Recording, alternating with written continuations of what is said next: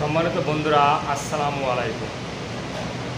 জাতীয় সরকারের রূপরেখা নিয়ে আলোচনা করা হলো। জাতীয় সরকারের রূপরেখা উপস্থাপন করা হলো, কীভাবে দেশে একটা জাতীয় সরকার চলবে, জাতীয় সরকার হবে, এটার প্রস্তাবনা দেখলাম পত্রিকায় আসছে। তো জাতীয় সরকারের প্রস্তাবনা যাদের নাম এসেছে সবই ঠিক আছে, শুধু একটা নাম পরিবর্তন করা দরকার আমার মতে। সেটা কি? আগে জাতীয় সরকার রূপরেখার নামগুলো কি আগে করি। যে রাষ্ট্রপতি পদে থাকবে ডক্টর মোহাম্মদ ইউনূস, উপরাষ্ট্রপতি ডক্টর বদিউল আলম মজুমদার, প্রধানমন্ত্রী জনাব তারেক রহমান, উপপ্রধানমন্ত্রী ডাক্তার শফিকুর রহমান। সবই ঠিক আছে, একদম খুব ফাইন, হ্যাঁ, সবই ঠিক আছে, এটার কোনো বিতর্ক নেই। কবে একটা নাম পরিবর্তন করা দরকার, সে ডক্টর বদিউল আলম মজুমদার, উপরাষ্ট্রপতি যাকে নিয়োগ করার প্রস্তাব দেওয়া হয়েছে ডক্টর বদিউল আলম মজুমদার। আমি মনে করি ওনাকে এই পদে না রাখাই ভালো, কারণ উনি একজন মানবাধিকার কর্মী, একজন সমাজকর্মী, হ্যাঁ, একজন সুশীল নাগরিক। উনি যে পদে বর্তমানে আছেন, যে কাজ করেন, ওনাকে ওই কাজ করতে দেওয়া হোক, উনি ওই পদেই থাকেন। কেননা বিগত সরকারের আমলে আমরা ওনার কাছ থেকে জোরালো কোনো কিছু প্রতিবাদ পাই নাই।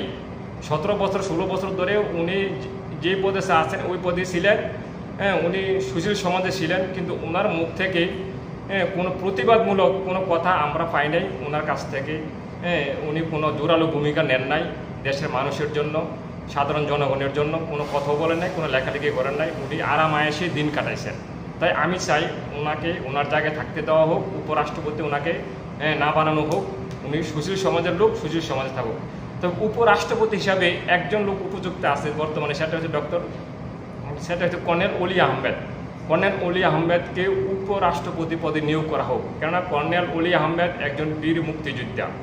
হ্যাঁ, আমাদের ইউনূস স্যারের পাশে যদি একজন বীর মুক্তিযোদ্ধা থাকে, উনি আরও নিজেকে সাহসী ভূমিকা পালন করবেন, উনাকে অনেক পাওয়ারফুল মনে হবে উনি নিজের কাছ থেকে। তাই কর্নেল অলি আহমেদেরও মনে খুব আশা, মনে খুব শখ যে উনিও দেশের প্রেসিডেন্ট হবেন, দেশের রাষ্ট্রপতি হবেন। উনি নিজেই প্রস্তাব দিয়েছেন যে রাষ্ট্রপতি যদি ওনাকে না বানানো হয়, তাহলে উপরাষ্ট্রপতি হিসাবেও ওনাকে বানানো হোক। কারণ কর্নেল অলি আহমেদ একজন মুক্তিযোদ্ধা, আমরা চাই একজন মুক্তিযোদ্ধা উপরাষ্ট্রপতি হিসাবে মুক্তিযোদ্ধাকে নিয়োগ দেওয়া হোক।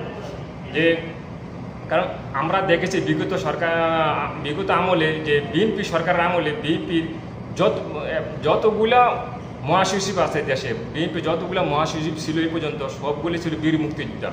সবগুলোই মুক্তিযোদ্ধার পক্ষে শক্তি ছিল, যে সবগুলি বীর মুক্তিযোদ্ধা ছিল বিএনপির মহাসচিব যারা আছে, এবং প্রেসিডেন্টের পদে যারা বিএনপিকে নিয়োগ দিয়েছে তারও ছিল একজন বীর মুক্তিযোদ্ধা। তাই আমি চাই কর্নেল অলি আহমেদকে একটু সংস্কার করা হোক, যে জাতীয় সরকার রূপরেখাটা কর্নেল অলি আহমেদকে উপরাষ্ট্রপতি হিসাবে নিয়োগ দেওয়া হোক। আসসালামু আলাইকুম দর্শক, সবাই ভালো থাকবেন।